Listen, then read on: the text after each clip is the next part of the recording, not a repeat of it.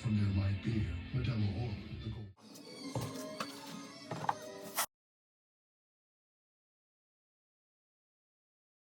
The light beer with a clean, crisp finish.